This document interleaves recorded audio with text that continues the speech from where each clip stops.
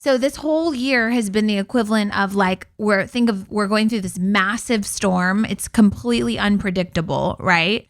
And everyone on the planet's in the same storm. The difference is some people have become master sailors. Yeah. Some people have said, you know what? I better start using YouTube and learn how to sail this ship because I keep going down, right? Right. Some people have said, like me, I bought a saw. I'm going to build a ship. Welcome to the Push Podcast. Why push? Because a nudge is just too friendly. And friend, we're here to help you get your shit together.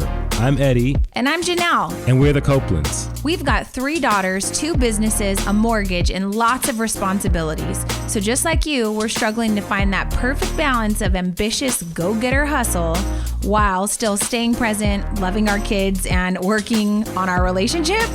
And doing the laundry, going to the grocery store. Oh, and don't forget being mindful. Yeah, all of the stuff. So if you're juggling all the things, but you're also trying to get to the next level, guess what? You're in the right place. So get ready to be pushed. Here's the question for you. What's your question? If 2020 equals chaos, then 2021 is... You want me to answer that? Sure. 2021 is going to be joy. What do you think the majority of people will say, though? I think like for us, it's been like 2020 self-inflicted chaos. Yeah, 2020 has been a shit show. So 2021 is going to be a shit show times 2. I don't know what people will think the craziest things, right? And so I have no idea.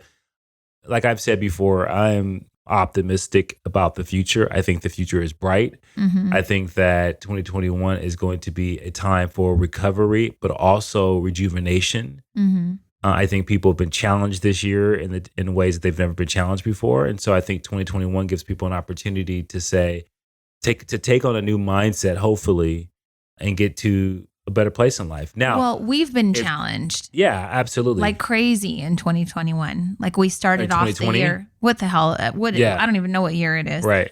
I literally don't know what today is. I'm just going to tell you that. Yeah. Today is a whatever. Day. It's a day. It exists. But, this year in January, we've mentioned on the podcast before, last year, as we were getting close to wrapping up 2019, we planned out our entire 2020. Like first year ever completely planned out, booked, money down on things. Ready to go. Calendar jam-packed. And you know what? God said no. God said no. God said not right now. Yeah, and that's what he said. But what's crazy is if we were to write down everything that happened in 2020 mm-hmm. and in order, in chronological order, and just give it to people, just send it to people. People go, oh my God, what kind of year was this?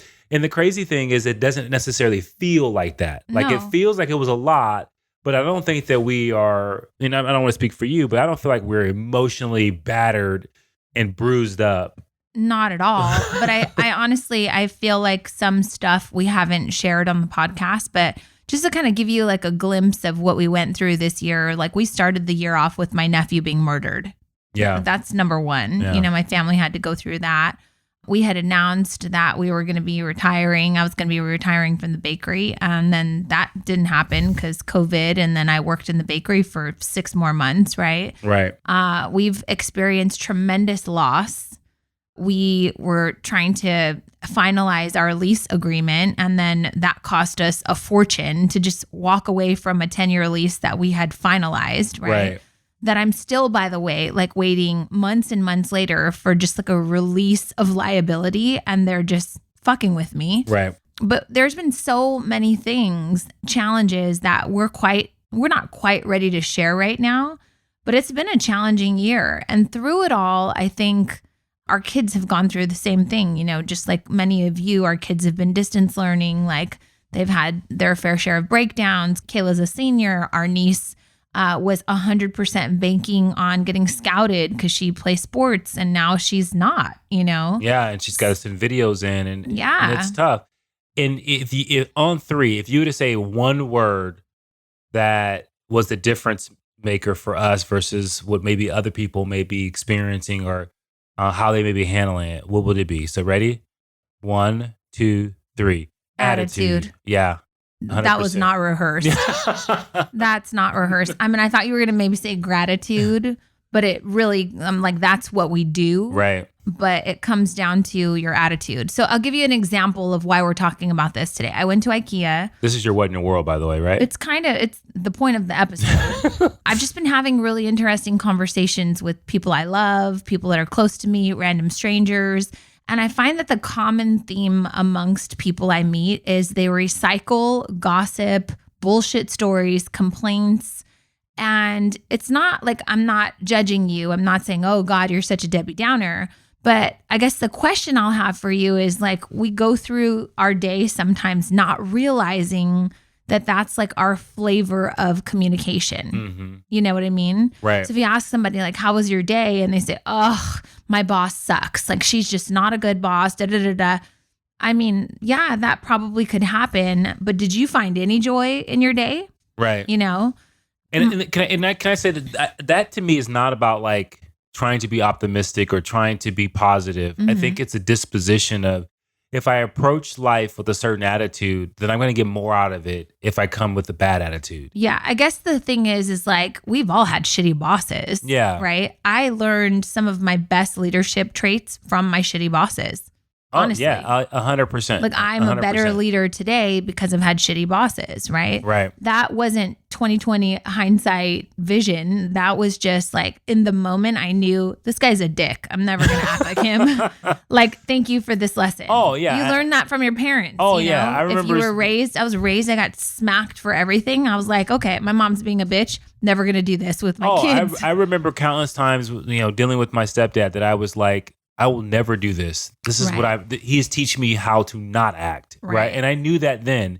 And I think that those things you intuitively catch on to. We were having a really great conversation about confidence earlier, about nature versus nurture, which we'll definitely have to talk about in another episode. But like, I think that there are certain things about my attitude that I think were natural, but also I think my mom helped with nurturing me having a really good attitude. Like I wasn't allowed to have a bad attitude about things. Yeah.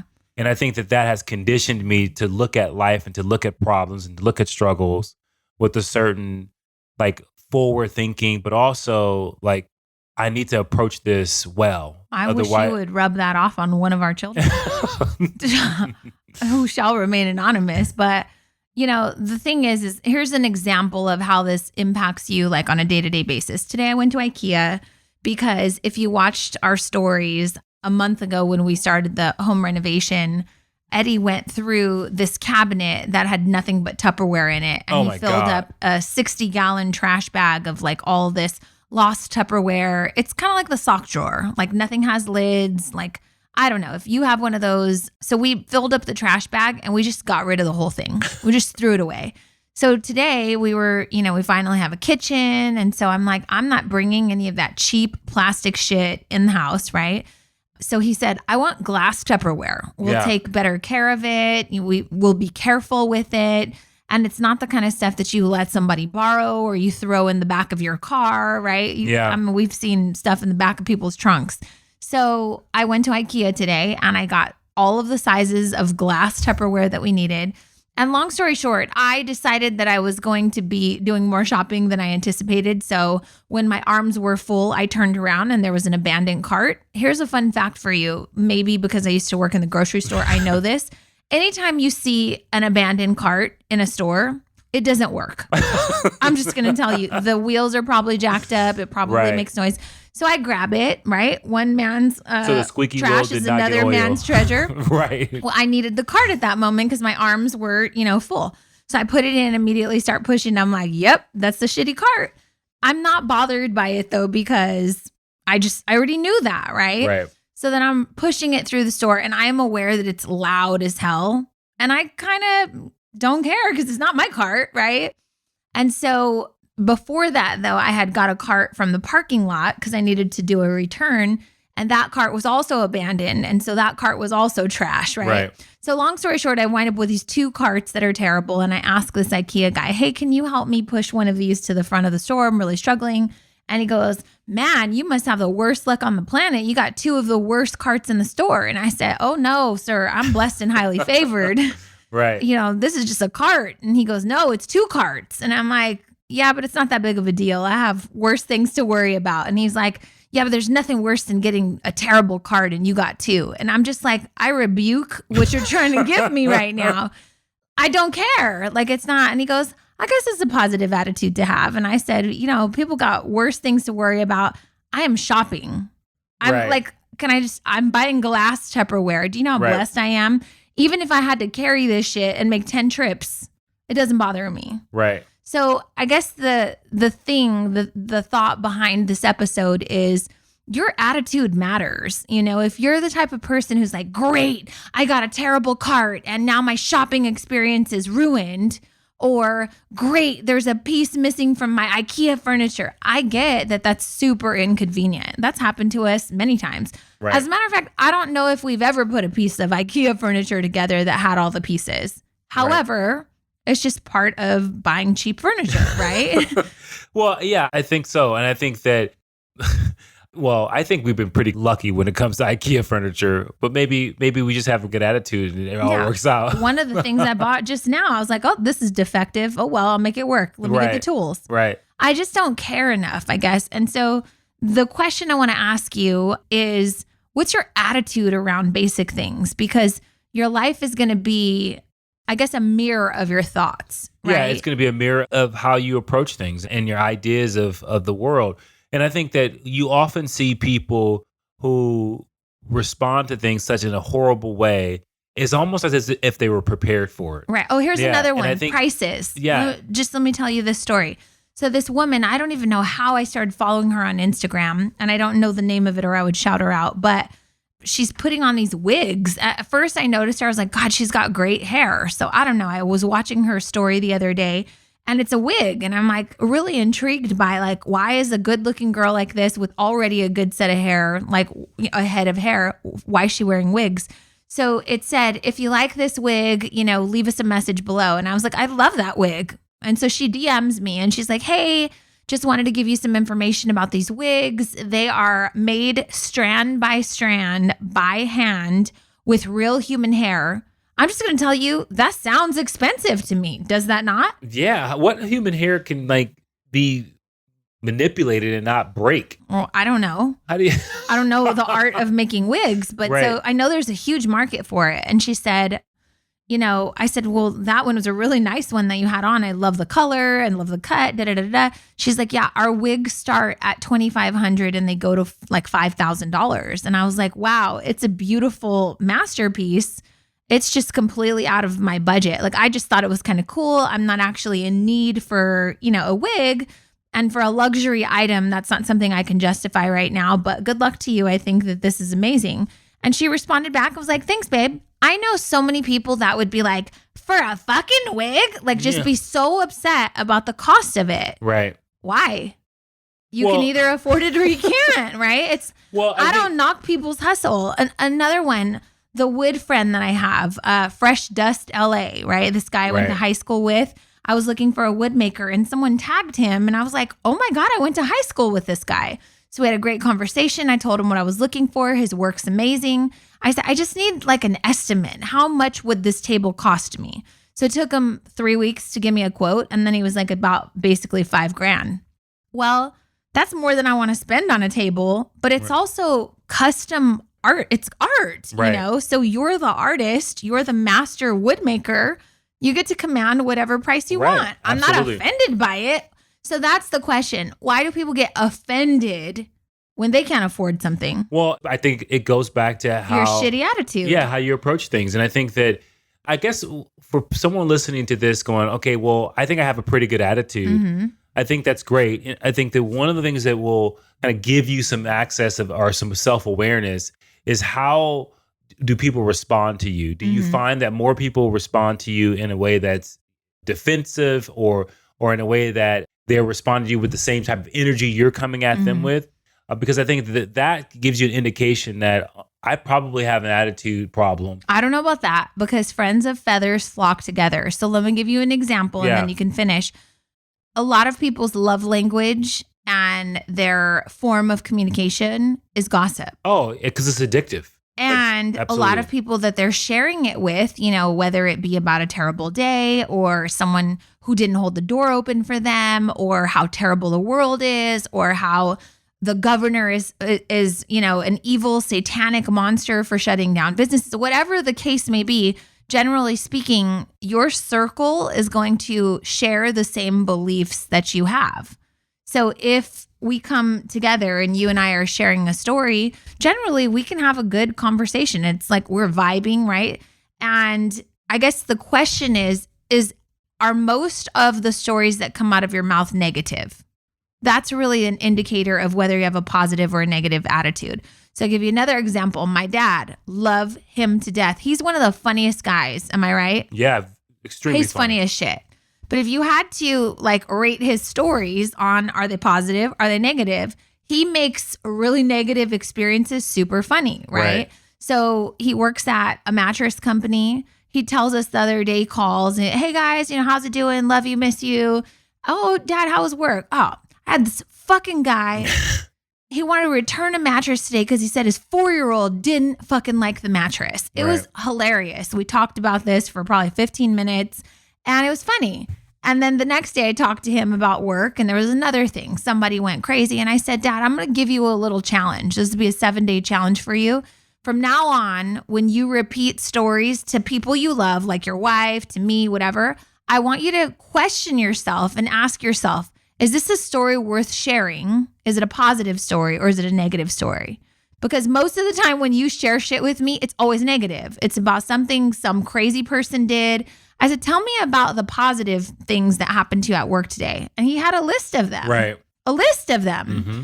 I said, so I'm going to challenge you to start sharing some of those stories, because if you want more of that in the world, you've got to be that person. Well, and it gives you some insight to what he's used to discussing. Right. Right. And so he's used to discussing things with people that will commiserate, and it will also participate in the complaining, and they will talk about their shitty day. Right. And they'll have a moment where there's a connection built on the fact that they both had shitty moments of the day. But people don't realize how addictive that is. Yeah. But also, it also shines a light where you start to look for those negative experiences so that you can go back and connect with people who also have a story to share. To have a story to share. And I think the reason why that's so damaging is because you start to lose the glimmer of hope in the world. Like 2020 was a tough year. And I was telling you, I said, it's the great equalizer, because everybody was dealing with the same thing. However, it was impacting you differently depending on your circumstances. But at the end of the day, whether it was your business that was impacted, your employment that was impacted, your children, your family, how you educate them, all those things were impacted. How you showed up, how you responded mattered. And some people found solace and peace in this time. And some people found pain, struggle, frustration, stress. And, they went to drinking, whatever the case may be, simply because of a disposition of attitude, right? If you face 2020 with a certain understanding, like, hey, this is the hand we've been dealt, let's make the best of it, I think that then you get more out of it. Right. But I think when you're faced with it and you say, and people are to this day are just as mad now in December as they were back in February when it started. Like if you're finding yourself in the same type of anger, or maybe even more aggravated now, then you have not taken advantage of this time. I got to tell you, when people say like, people are just fatigued. Okay, you're tired of what, life? Because that's what the fuck this is. It's a challenge and it's life. Like, I get it. People are fatigued of staying home. But you have a house to stay at home. Like, I don't know. That's not a conversation that I care to have, because there's a lot of shit in life that boundaries get put on. And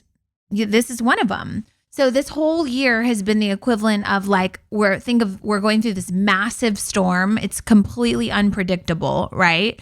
And everyone on the planet's in the same storm. The difference is some people have become master sailors. Yeah. Some people have said, you know what? I better start using YouTube and learn how to sail this ship because I keep going down, right? Right. Some people have said, like me, I bought a saw. I'm going to build a ship. That's what I'm doing, right?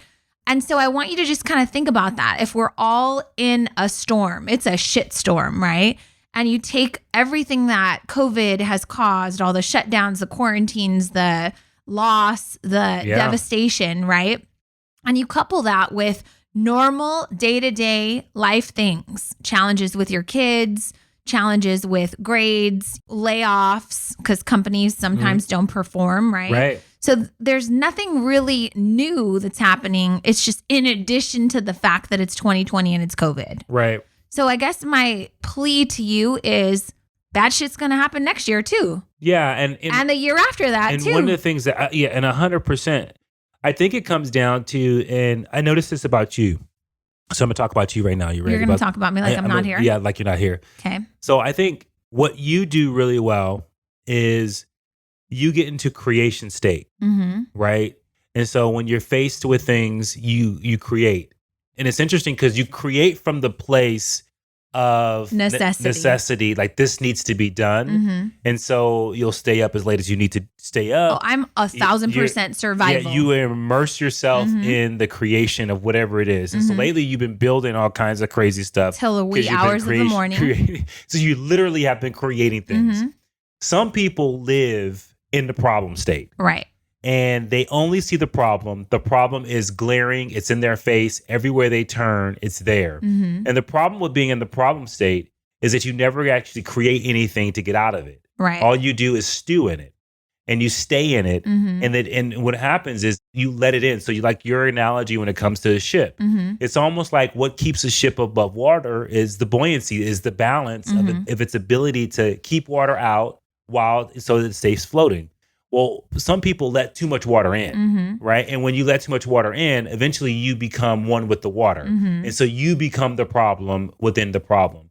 So for people out there that are listening to this, you have to really have that self-awareness to understand, have you become the problem? Like the problem of COVID was everyone had to face. And some people have made creation out of it and they got to a creation state like, I got to figure this thing out. Some people are master sailors. Right. And some people are sitting there and they have already become COVID. They are not just, hopefully, that's hopefully bad. They get that's sick, morbid. but they have become worse than the problem because they have digging themselves so deep in it that they can't get out and they can't see a way out of it. So I think 2021 is not going to be the answer for them. Yeah, it's not. And that's kind of what my plea is to you. Like, think about the analogy that we're talking about here, the storm. We're in this massive storm.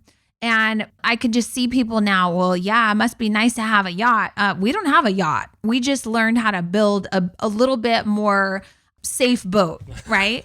And so some people are in canoes. Some people are in baby boats. Some people are in boats that are from 100 years ago that have maybe been through some storms, and it's slow and steady, but we know how to weather the storm. They know where all the leaks are. Right. They plug them up. So here's what I'll say to you, because you're talking about creation mode.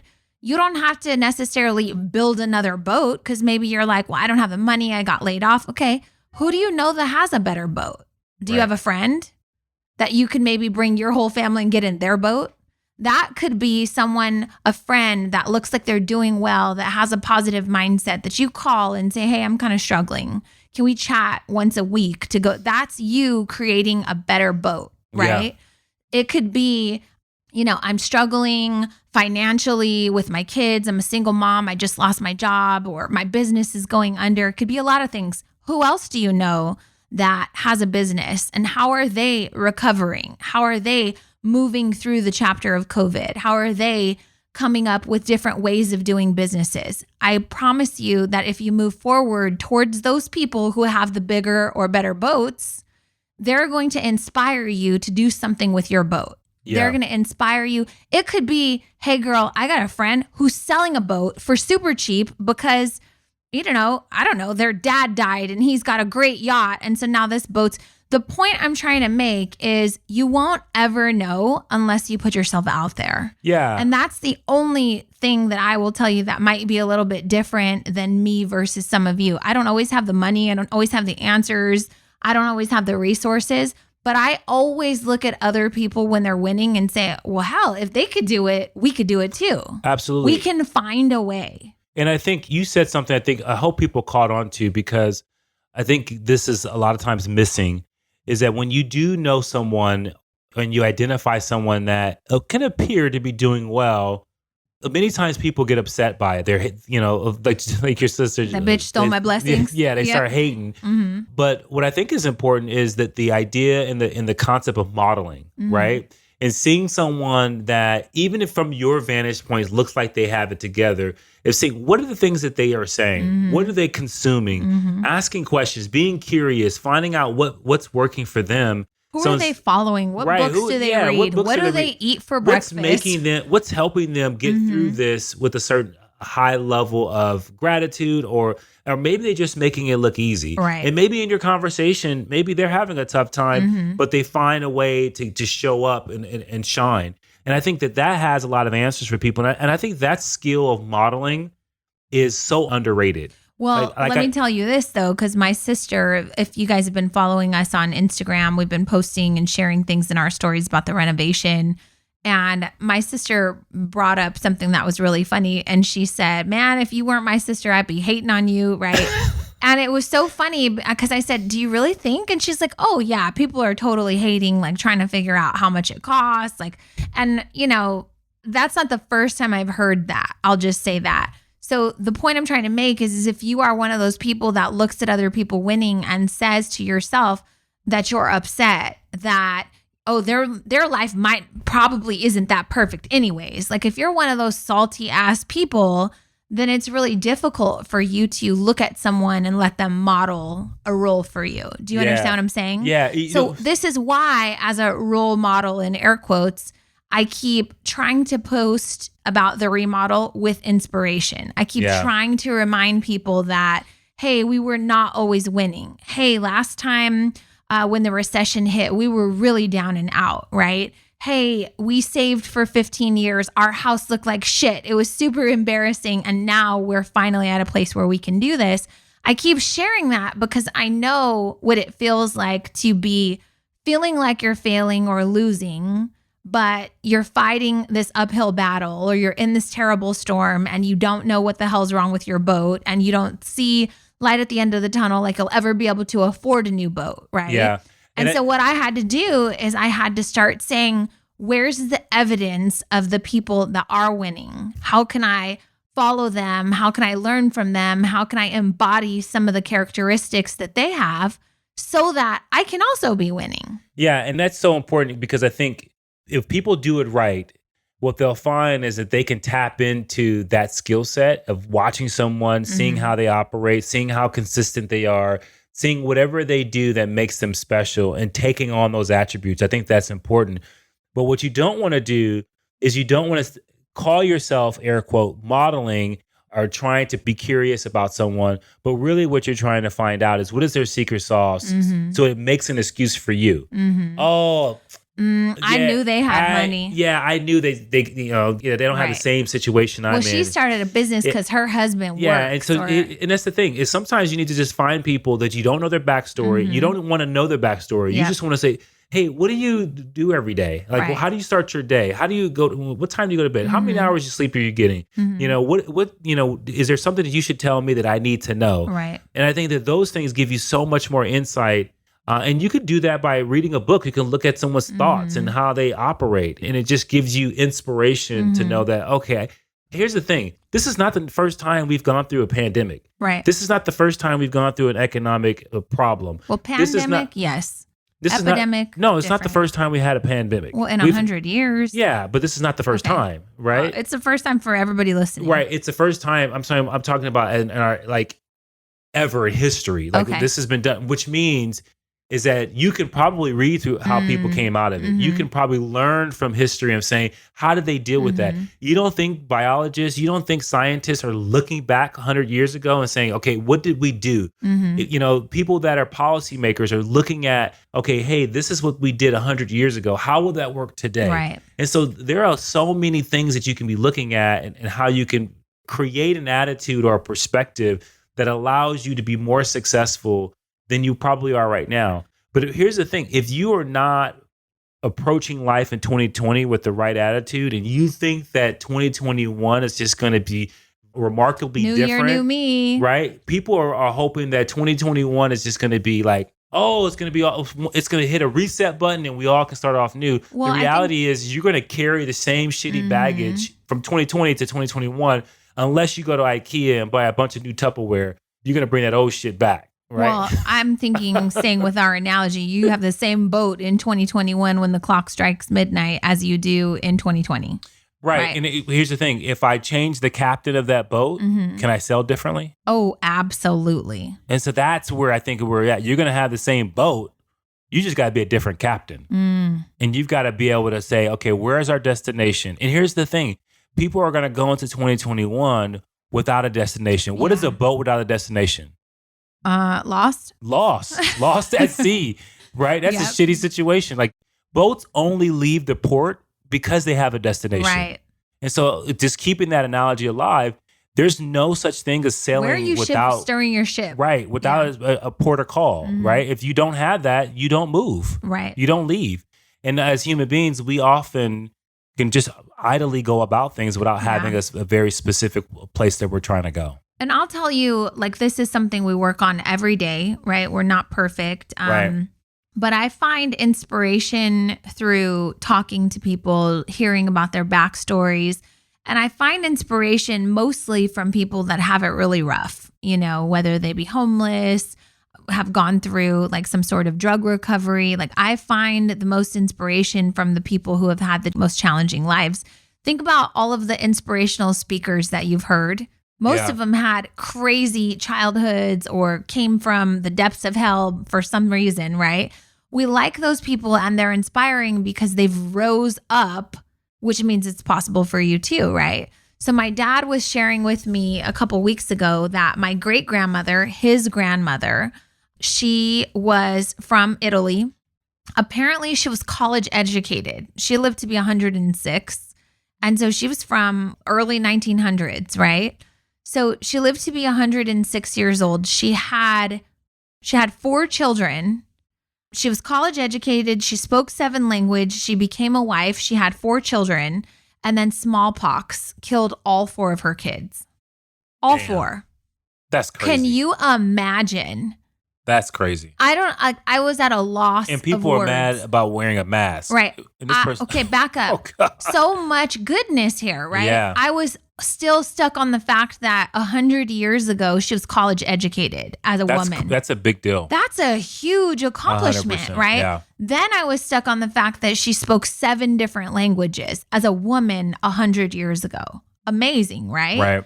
Then she gets married, has 4 children. Okay, so you somehow managed college, you got a degree, you spoke all these languages, you're super educated, you have 4 kids, and then boom, your kids all die. The loss is catastrophic. I can't even fathom losing my entire family. Do you know how many times she probably asked God, take me, why not me? Like you took everything away that I love, right? Somehow her and my great-grandfather continued to have children and they wound up with like 6 more, 5 more, something crazy. Yeah, yeah. And I was like, I say that story and I am still just like in awe. So the first things that came to my mind as I was processing it was, that's in my blood. Mm-hmm. Like that is proof that I'm a warrior. Yeah. Period. Right. I've been a warrior since before I heard this story. So for 42 years, I had declared like, this is me, I'm survival. Like this is what we're going to do. Right. But, I am like superhuman now. So I'm sharing that story with you guys to be inspired by the fact that people have struggled and they have overcome tremendous catastrophic loss that you just can't even imagine. And yet you're going through what you're going through, which I'm not invalidating, but I am asking you, like, what if we fast forwarded through 10 of your chapters and you saw that there was glory 10 chapters later? Yeah. Could you just pick yourself up off of the floor right now and just hurry up and power through those 10 chapters? Absolutely. I mean, that's such a crazy, remarkable story. I mean, when you were saying the story, I was thinking, oh, wow, that's like Job in the Bible, like losing his whole family. Yeah, she was a saint. Yeah. Are you kidding me? It's just like, wow. But a college-educated woman who spoke 7 languages 100 years ago, that's like unheard of. Yeah, and it's to me, I want to like, okay, how do we... I didn't even finish college. Yeah, can we talk to her? Like, can we get some like insight? No, she's gone. But I mean, those are types of stories right there where you have to self-reflect and go, okay, is my shit that bad? Right. And that's where you model and you say, okay, if she can handle that, I can handle wearing a mask. Right. I can handle the inconvenience of standing in a line that's longer than it should be. Well, I'm going to tell go you, into a store. Like all the shitty little like superficial but first I pray world problems. daily that the Lord doesn't take you guys away from me. I pray daily that you're healthy, that you're happy. But heaven forbid, in the event that I lost one of you, I would have to remind myself of that story. Yeah. And know that I'm not the only one that has ever had to overcome loss. It would be terrible, but at some point, I would have to pull myself together and decide to continue to live for the remaining family members that I do have, so that I could still just be a good role model for them, so that I could enjoy my life. So I guess whatever tragedy you're going through right now, whatever loss you've suffered, whatever difficulty you're enduring, just know that we just gotta like sail the sea, right? Fix your boat, patch it up, call a friend, I don't know, boat hop for a little while, ride the storm, and then just figure out where we're trying to go, because 10 chapters down the road, you're winning. Yeah. And one of the things I love, I love Stoic philosophy. And one of the philosophers says that every struggle you have, it gives you an opportunity. And I think that when we talk about attitude, I think that is something to think about. Like when you think about the fact that you have to exercise patience, it is an opportunity to exercise patience. It's the opportunity to improve your ability to wait, to be present in the moment. When you're dealing with the fact that maybe you're having a money struggle, well, this is an opportunity for you to learn how to navigate your wealth and your finances in a tough time. Like those are things that are skills that you can't buy for the opportunity. You couldn't go to school and get an opportunity to learn some of the skills that 2020 is allowing you to learn. I mean, people are epidemiologists or what I think epidemiologists. Did I say that right? Yeah, I think no, but I did. Epidemiologists. There you go. And give you the opportunity to understand diseases and how they're spread. Like all these things, we all have an opportunity to learn. I think with the right attitude, you can make the most out of 2020. And so this episode is really about the fact that it's December 8th and there's a light at the end of the tunnel, and so to speak, where this year is going to be over. Mm-hmm. And I think that it's important right now that people really assess how they've handled it and then what they will do this next coming year, because we are going to carry some of the same problems. I mean, coronavirus, COVID is not going anywhere, right? And there are going to be things that are going to change in January and in the new year from political landscape. And so I wonder how that's going to change how we approach things. But I think that it's important that people go at this next year with an open mind, but also with a very specific plan of what they're going to do and what they want to accomplish. Yeah, we're just going to pray for you guys and pray for us too. This is my what in the world though. Okay. Because we've been talking about the pandemic and, some people are just, hey, it's pandemic, whatever. Someone posted that. You said Plandemic. Okay. That just always gets me. The government's planning to ruin the entire economy. But so a friend of mine who, I admire posted and shared this thing about COVID has killed X amount of people, but tobacco has killed 10 times more people annually than COVID. Junk food, obesity. Well, can we just stop right there real quick? No, let me finish. Okay. So this thing was saying basically if we can get it together as a planet for 4 weeks and everyone is wearing a mask and we're shutting down businesses for no good reason, basically like for health and safety, let's just say, then why wouldn't we also disrupt junk food suppliers and distributors? Why wouldn't we also eradicate the tobacco industry? Why wouldn't we get rid of all of these things that are causing more deaths than COVID?